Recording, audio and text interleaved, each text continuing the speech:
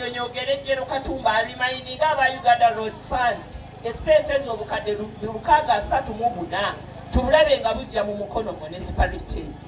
Omwana oyo yalina okuba n'obingira ssente zigenda ozimba akatale kano mu Greater Kampala Metropolitan. Mulekerawo okutunulira abantu ne mubajajinga n'enfaanana yaabwe. Abantu abamu bajje wamwe nga mulina obbanyakulako kye balina. Omwana oyo ng'akyali deputy radisi wa Mukono municipality mumunyakuleko kyakola ki kyalina. Bw'ojja mu ofiisi ne nkugamba ensonga yo ya deputy radisi Mukono municipality, please nkusaba gy'oba okola ki gy'oba ogenda. Tuggyewo entalo, bino ebyalangi bibeerawo omulundi gumu mu myaka 5. Mwami Elisa yali wa Nuupu mu 2021 nga bagenda omuwa akalulu. Olwaleero Nuupu teyawangula waggulu ssente ezikola mu ggwanga za NRM. Era mwebaza buli lwe tuba tugenda okusaba ebigoma asituka. Buli lwe tugamba nti tumuwadde ssente yeebaza. Yakimanyi nti ssente ziri eri ani?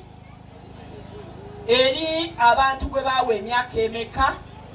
Nuupu alikomawo mu 2026 nga basaba akaki.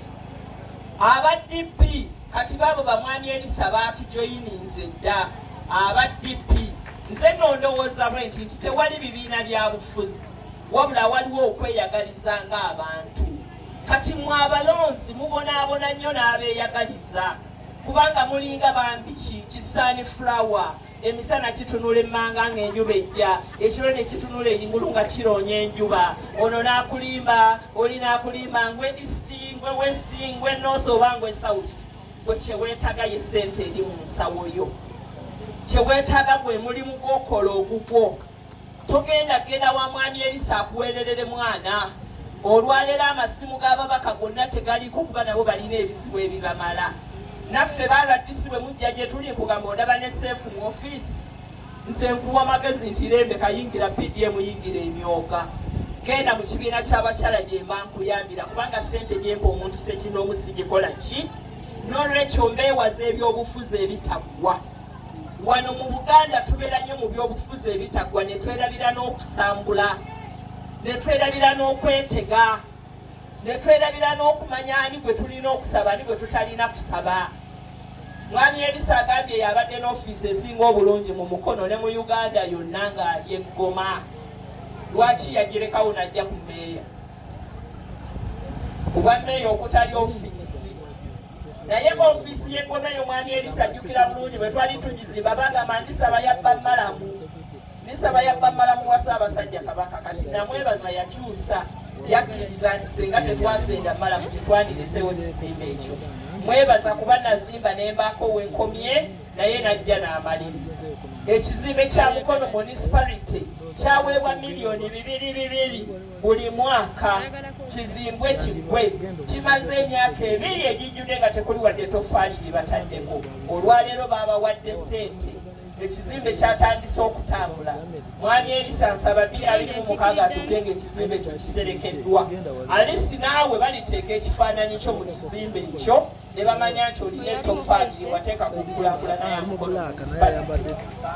Twagala tugende mu makubo gano nga Jero Katumba owaffe yatudde mu Ministry ya Works and Transport. Twagala tulobinge twali mu lukiiko olwa Roads Committee. Ne wabaawo komishona eyatusindikibwa n'atusabira emergency fund $5,000,000 ez'okukola ku kkubo lino. Wano ow'ekitiibwa Elisa Akabanda vako Elisa oyagala mujjako kalulu 2026. Muleke mubuulire ebituufu. Mwami Elisa, komishona Okero yatusuubiza $5,000,000 emergency okukola ekkubo lino paka wali eri. Nkusaba busabi nsabe ennamba ya komishona oyo. Njikuwe ekkubo lino tulirabe nga likola ki nga likolebwa. Ekiganje Mukono municipality ne Mukono district ogenda mu maaso. Buli omu kutuula mu nsiisira ye n'alowooza nti wa kitalo nnyo tayagala kubaako watuuka. Tweggyemu ekifuba, tweggyemu amaanyi ago n'amalala tusobole okukolera bannamukono Mukono ekyuke. Abakyala mbeebaza nina ettu lyammwe naye executive nga bwe njogedde. Ate ninayo n'ettu eddala naye era nalyo njajjanjula mu budde obutuufu. ngenda okuva ku mukolo guno kubanga ngenda Nakanyonyi mu lukiiko lw'ettaka n'abasumba.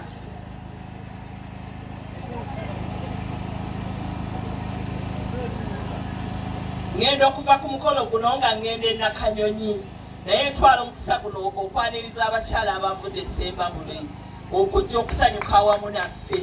Mwebala okujja, mwebala okutwagala, ate mwebala okwambala ne munyirira, mwebala okuwagira era nsaba mwongera okuwagira. Ntwala omukisa guno okutuuza omukyala wa Women Councils Esther Baroma mu kifo kyange. Wenvudde Esther Baroma Nachaze yatuddewo era yajja okuggala omukolo guno kubanga ye chairperson wa Women Council.